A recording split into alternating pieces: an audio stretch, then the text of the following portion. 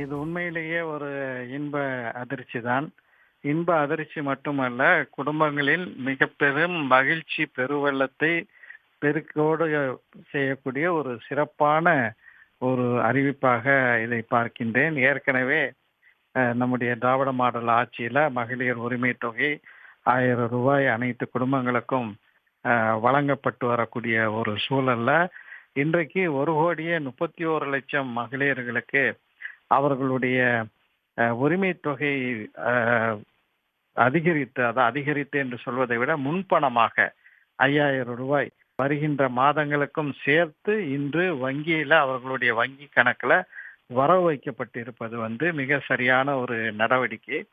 இந்த மகளிர் உரிமை தொகை அடுத்து வரக்கூடிய மாதங்கள்ல தேர்தலை காரணம் காட்டி அதை நிறுத்தி வைப்பதற்கு சில சதி திட்டங்கள் தீட்டப்பட்டு நீதிமன்றத்தையும் அணுகக்கூடிய ஒரு சூழல்ல ஒன்றிய அரசு தமிழ்நாட்டுக்கு வர வேண்டிய நிதியை வழங்காத ஒன்றிய அரசு மகளிருக்கு குடும்பங்களுக்கு நிதி வழங்குவதையும் தடுக்கக்கூடிய ஒரு மோசமான ஒரு சூழலை உருவாக்க நினைத்த போது அதையெல்லாம் முறியடித்து நம்முடைய தமிழ்நாட்டினுடைய முதலமைச்சர் முத்துவேல் கருணாநிதி ஸ்டாலின் அவர்கள் இந்த சிறப்பான நடவடிக்கையை எடுத்திருப்பதை மனிதநேய மக்கள் கட்சியின் சார்பாக உண்மையிலேயே வரவேற்கிறேன்.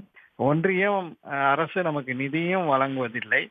அதே நேரத்தில் இப்படி நாம் மகளிருக்கு நிதி வழங்குவதை நிறுத்துவதற்கும் அவர்கள் திட்டம் போட்டு இருக்கக்கூடிய ஒரு நேரத்தில் ஒன்றிய அரசு நிதி கொடுக்காவிட்டாலும் கூட இன்றைக்கு தமிழ்நாடு பல்வேறு துறைகளில வளமார்ந்த ஒரு உயரத்தை எட்டி இருக்கின்றது. அந்த வகையில நம்முடைய முதலமைச்சர் அவர்கள் பெண்களுடைய வாழ்க்கை, பெண்களுடைய வாழ்வு தரம், பெண்களுடைய மேம்பாடு இதற்காக பல முன்னெடுப்புகளை இந்த ஆட்சியில செய்திருக்கிறார்.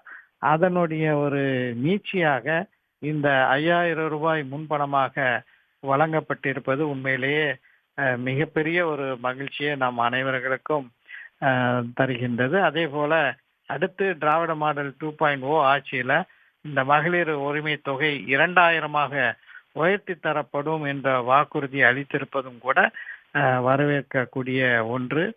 இது ஒரு சிறப்பான கனிவிரக்கமான பெண்கள் மீது கருணை உள்ள ஒரு அரசு. இந்த அரசு